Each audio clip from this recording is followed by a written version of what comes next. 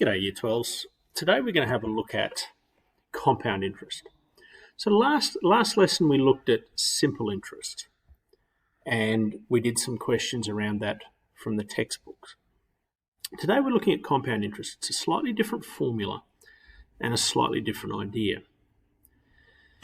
The idea with simple interest is, let's say I'm going to invest $10,000 at 10% per annum. That will give me $1,000 of interest every year. With simple interest, I go and spend that $1,000 every year. With compound interest, instead of spending that $1,000, I keep it as part of the investment. So in the second year, I've got $11,000 that's earning interest. And that'll earn me $1,100 interest in the second year. And if I add that back in, I'll then have $12,100 earning interest at 10% in the third year. So you end up with a bigger amount of money. And we have to use a different rule. So this is the rule that we use here for compound interest. The amount at the end equals the principal. That's what we started. And then in brackets, so we have to do that first, 1 plus the interest rate raised to n, the number of terms that the money is invested for. And I might just change this so we've got constant use there. So here's our little code. A is the amount at the end, the amount we finish with. The principal, that's what we start with. The rate is the interest rate per term. So if I say 5% per annum, the interest rate is 5%. 5 divided by 100, or 0.05. And n, the number of terms, if we say we're investing for 3 years. That's what it is. And here's the point. Here's the whole reason we're interested in compound interest. Albert Einstein. Now, I think there's sometimes disputed whether this quote was actually his, but it's attributed to him a lot. He says he refers to compound interest as the eighth wonder of the world, and then goes on to say, those who understand it earn it, those who don't pay it. The idea being, if you understand how powerful it is just having this small amount of money, earning interest, that you're going to do that. You're going to start and put some money away, invest over time.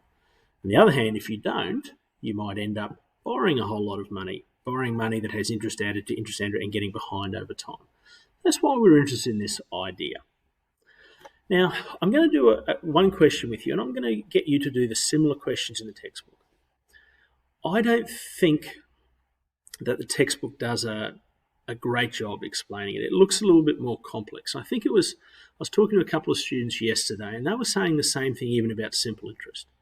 I'd encourage you to just watch this video, stick to the rules, do what I've done, and don't get too worried about the examples in the textbook just at the moment. If you can calculate these two things that I've got in the question, the amount at the end of the time and then how much interest you've got, you're really you're going to be happy about things. That's working well. Now, the other thing is my stylus pen is not working this morning, so I'm going to have to draw with my finger. So it's not going to probably look as neat as it will, but I'm sure we're going to get through okay. So here's the question. I'm just going to highlight on the screen the question that we're doing here. All right, $5,000 is invested for 4 years at 6.5% interest, compounding annually. What is the amount of the investment at the end of the 4 years, and how much interest has been earned? So the amount is going to be this rule here, and then once we've got that final amount, we can work out the interest just by saying, well, let's go to our final amount, take away what we started with, and that's going to be our interest. So let's get stuck into this. I'm just going to type these first things out because it'll be neater, and then I'm going to launch in with my finger. So we don't know the amount, but we do know that from this question, the principal is 5,000. That's how much we start with. I'm just not sure I spelled principal right there. We'll have to have a look at that. There's two ways. It's P-A-L or P-L-E, so we'll work that out. I'll get that right for the next lesson. But the principal is definitely $5,000. The rate, okay, it's 4.5%, and it'll be usually written as per annum interest. So we know that rate is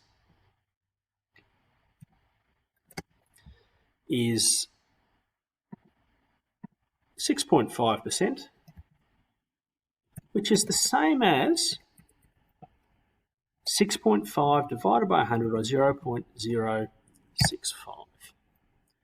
And the number of terms that we're going to use is 4, because we've got it invested for 4 years. Let's see if we can pop this into our rule. So the amount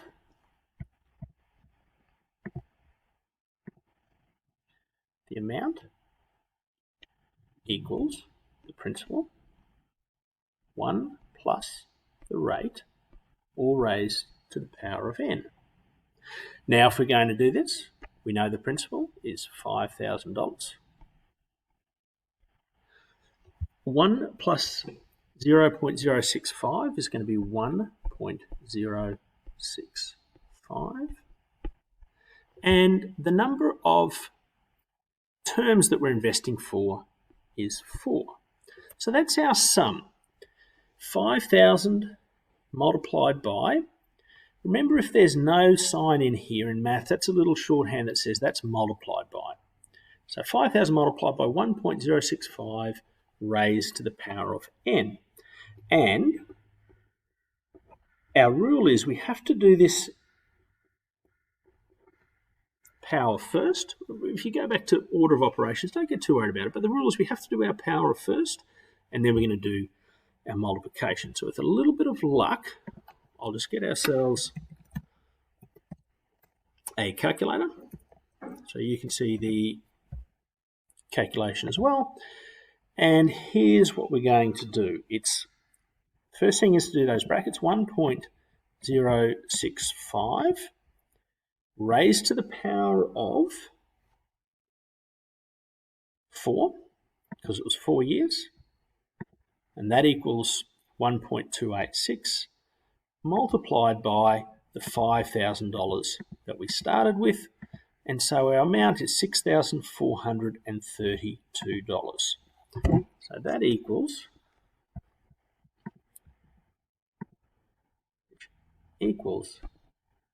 $6,432.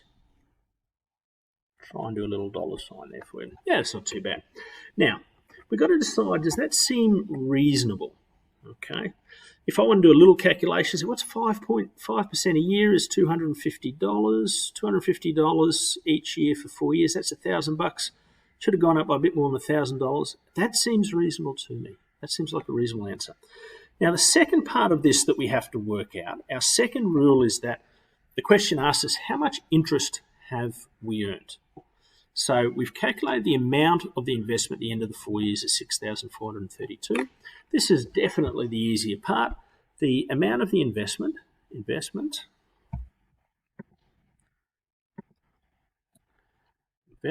equals, the interest equals the amount that we finish with minus the principal that we start with. So if we're putting these numbers in, we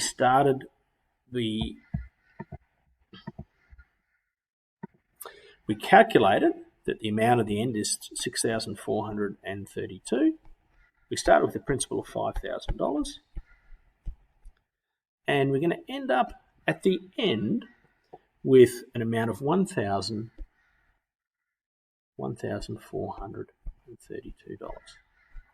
Now, in your email, I've set you some similar questions from the textbook, and I've included a copy of the textbook that you can look at. The examples are there, but I think this is a simpler way of doing it. And all you have to do in the questions is find out the amount and then the interest. So I want you to get on with that.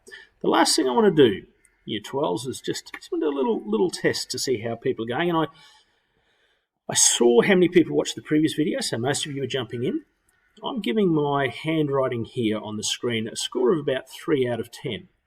So if anyone emails me before our next lesson with a 3 as the only thing in the heading of the email, I'm going to give you 3 Vivo points for getting all the way through to the end of the work and onto your textbook. So other than that, that's the worked example. I'll let you go with your work. And as always, if you have any questions, send me an email and let me help you sort that out. Okay.